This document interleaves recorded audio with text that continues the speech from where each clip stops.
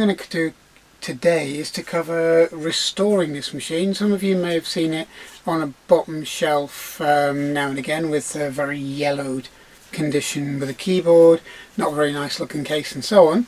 And we're going to cover on how I restored it back to this condition. And to do this, a lot of you may know I've got a little bit of an aversion to retrobrighting for cases, and I think that sometimes it's overused, and there are other ways of doing it, but we're going to cover those in doing this machine.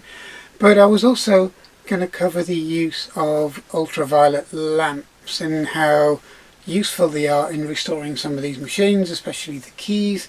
So we're going to cover how we did it and how we got the machine back into this condition using two different techniques. And the first technique would be restoring the case, and the second technique would be restoring the keyboard. So we're going to cover both ways of how this machine was restored with the case and the keyboard, and then you can make your own mind up as to which way you think is best. Okay, so this is the original keyboard, or the original state of the Commodore 128. It's not particularly brilliant. The plastics are yellowed and the keys are very, very yellowed. And what we're going to do is we're going to try and repair this machine. And as you can see here, there's actually a crack or a graze in the machine, and this all needs to be sorted out before we go any further. So once we take the keyboard out, you can see the actual state of the machine. Taking the keys apart, we're left with a big pile of springs and plastics. I mean, as you can see, the case is quite yellowed and it's not really particularly nice. As we look around it, you can see I've done a small patch in the corner, and you can see the crack which is just there on the bottom, and it's not all the way through, so it's repairable. And all I've done is no chemicals, because the cases are brittle, is I've actually sanded the case. So nice and gently rubbing the case through, and you can see it removing the crack as you go, and also bringing out the colour. And that's what the difference it makes. The actual small mark or crack in the case is disappearing because it wasn't all the way through. And now I'm cleaning and sanding the entire case nice and gently. And as you can see, by actually just gently sanding the case, there's no mark left on it, there's no crack left on it where it was, because that's all been removed by gentle sanding because it wasn't all the way through the case. That's something retrobright couldn't have fixed, and we end up with a very, very smooth, very original finish without use of chemicals, which retrobright's great for things like keys or very thick plastics or thicker plastics, but not Commodore's attempt at making a very brittle, cost-reduced case. And by doing that, you're just bringing the colour back without doing damage to the physical plastics, and you're not doing anything apart from taking a very, very fine layer off the top. And as you can see, it works really well, and with the retrobright keys, the machine looks like brand new again. And I think that's probably the method I'm going to use. The only time I think I'm going to use retrobright for casing is if it's too far gone. I mean, you've got a really heavy case such as a Dragon 32 case, which is very, very much better in the way its plastics are formed, very thicker, very more heavy duty. A BBC case, an Acorn Electron case or something similar. But the Atari ST, Commodore Amiga, Commodore 128 cases, it's not particularly worth doing because retrobright does have a habit of making things slightly more brittle, and you can tell as soon as you've finished retrobrighting them how much more brittle these cases are. But in this way, it doesn't do it. It doesn't make the cases brittle. And as you probably noticed, I've done it on an Atari XE, I've also done it on these machines, and it comes out really, really well, and it's worth giving it a try. The other thing you've probably noticed is Atari STs, their cases are just as brittle, and I prefer to paint those with the original colour paint, because again it's not making the plastics any more brittle, but in this case it's come up really well. Now as you can see, this is the finished result of the keys. Now you may think, right, okay, I've skipped a little bit here, but this is just to show you what the keys actually turn out like by using just a few pounds worth of equipment. Now the equipment I use is quite simple. You can see the blue glow in the back, and that's to show you that it is actually a UV light, although the camera picks it up as red. It can't quite cope with the ultraviolet light coming out of here, but all I did was basically hang it from my tripod. It was just as a test, so I've hung the lamp from the tripod, and it's only a very cheap bulb.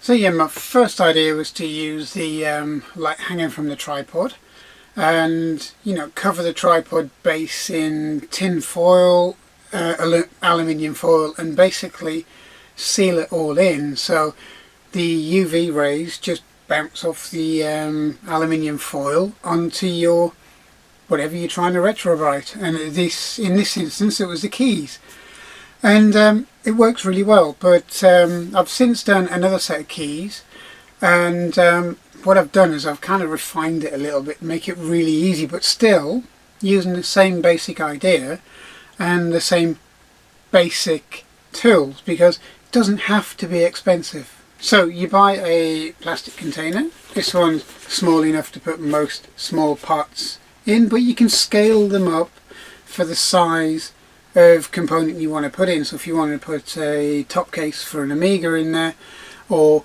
you want to clean up or refurbish a Dragon 32 say, then you'd scale it up. But as I said, try different methods before you resort to retrobrighting cases, because it doesn't really last. And also, if you've got a very brittle case such as an Atari machine, Atari ST, a Commodore Amiga A500 case, they seem to get slightly more brittle once you've actually retrobrighted them. So just be aware of that. It does work. I'm not knocking it, it does work, but there are a couple of other solutions, including the sanding method, and there's even using natural sunlight.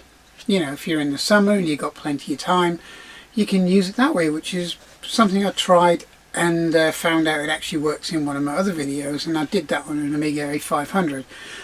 But if you want to do small parts, keys, things like that, which work really well under retrobrighting, because keys are generally made of quite sturdier, thicker plastics, one of these would do for just about most things that you could put it in. The next thing, all you need to do is line the entire container with this aluminium foil, aluminum foil, whichever way you want to say it, kitchen foil, it's all the same. And then once you've lined it, you have a box where the actual UV is trapped inside the box, and it's being intensified with the heat from the lamp as well. Most people don't think that these small UV lamps give off a lot of heat, which they don't, but when they're in a confined space they give off more than enough heat to create a reaction. And it's the reaction between the hydrogen peroxide and the UV that actually you can watch it bubble. It will start to foam and react, and then that's actually what does the work on the plastics. It's not reacting with 3 different elements including the plastics, it's actually forming a chemical. So it's a reaction with the compound that you're using. In this case it was hydrogen peroxide and ultraviolet light and heat. All 3 combined help with the chemical reaction that then actually starts de-yellowing your plastics.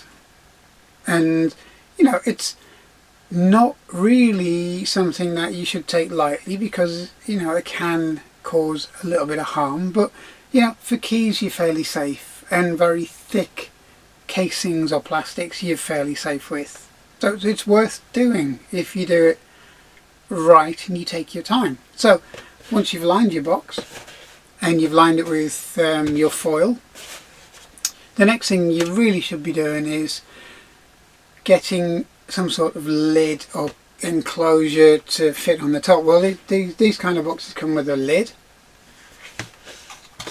and the next thing you do is cut a hole. It doesn't have to be neat. This one's not neat at all. I tried cutting it with a small pair of snippers, but these are very brittle, so try and get something softer plastic which will help with cutting it out, or use a Dremel or something like that. This is just to try out and see what was going to happen.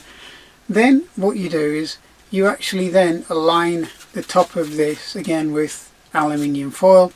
So what you're virtually doing is aligning the inner part of the lid, not the outside. The outside doesn't matter, it's the inner part. Once you've done that, you know it's actually going to start to create heat, because the bulb is going to generate heat and it's going to be trapped inside of the container. Now the final thing is, on the box itself, is basically mounting this with this. So once you've got your box and your hole cut in it, well, the way I did it was literally have this pop through and just mounted through the box itself, and then strapped down on the top so it's nice and secure and it can't slip. And once you've done that, you can then just put a small bit of foil over the top so there's nothing can escape through it whatsoever, and then you're ready to go. And that's your basic kind of setup for small items, and it works really well. 22 hours was how long I put some really badly yellowed keys and plastics in a tub like this, and just left it, come back after 20 odd hours, turned it off, took the foil off of it, and they were bright white, and it works really well.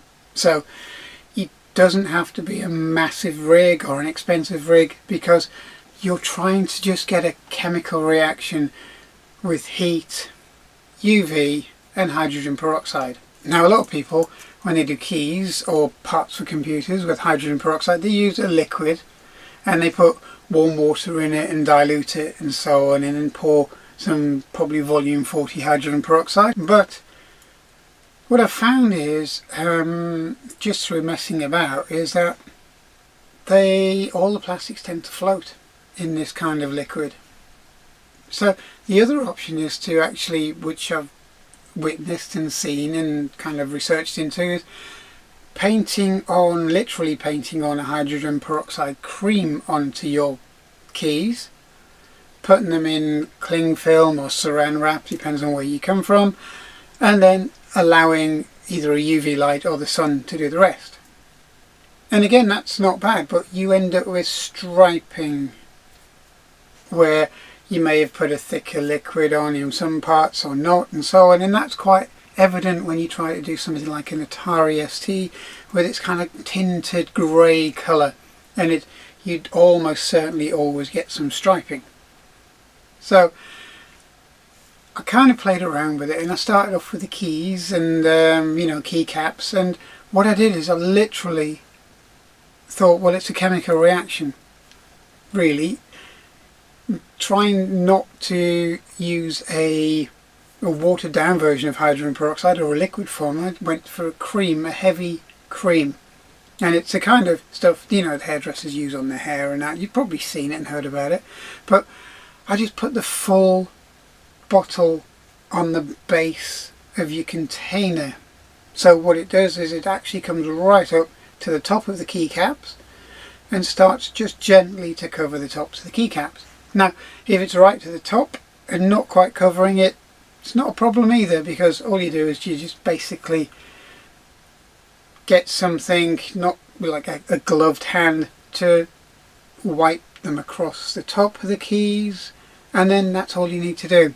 because once you've put the heat in there with the lamp and the UV rays, what happens is that the hydrogen peroxide starts to fizz because it's having a reaction, and it also rises. And what it does then, if it's really close to the top of the keys, it just covers the keys naturally. And a lot of people think that, well, you're covering the actual key with very thick substance, so the UV rays aren't going to penetrate. But it's not. It's a chemical reaction that's got to penetrate or react with the hydrogen peroxide. It doesn't have to react with the plastics, because the chemical mix then reacts with the plastics and causes it to whiten. So putting them in cream as well also stops them floating, because they're basically wedged in the bottom of this cream solution rather than a liquid solution. And that's the same with casings. If you want to do a larger part, well, cover it as much as you can completely. Just get the bottle and cover the entire thing as much as possible, and let the chemical reaction happen. But it works better with smaller items such as keys. You may have to go down with slightly diluting your cream once it's in there if you've got a bigger piece, so you can add some 40 volume or even slightly less volume or less percentage hydrogen peroxide liquid, so it brings the volume up inside of your little tank, but it doesn't allow the pieces to float, because it's mainly hydrogen peroxide cream which kind of glues it down to the bottom of your tank, and it stops them floating, and the reaction is going to be very much the same. So that's what I found through playing around with UV bulbs and hydrogen peroxide. And although I may use it for smaller pieces, something probably about the size of the palm of your hand, keys, etc., but I'm still quite reluctant to use it on cases as a long-term fix. I think I'd rather get a paint matched if I can, and then make a nice seal of the original plastics with a plasticized primer or plastic primer, followed by your paint, which then seals it from any harm from future UV rays and heat and so on, because it's sealed under a layer of paint. But it works. It works really well, and the way I've kind of played around with it and found the best way for me is to use a cream, a small container, and just a small ultraviolet lamp. Nothing massive, nothing massively powerful, something that you can just put on and forget for a while. So that's how I did it, and I hope it's useful to you. Okay, so I hope you enjoyed that, and I hope you found it interesting of why I use retrobright on some parts of the case and not others, or some parts of the computer components and not others. And I hope you enjoyed the look into why and how retrobright works. So thanks for watching, thanks for listening, and thanks for taking your time to view this channel. And as I said, there's going to be a lot more coming very shortly, so thank you.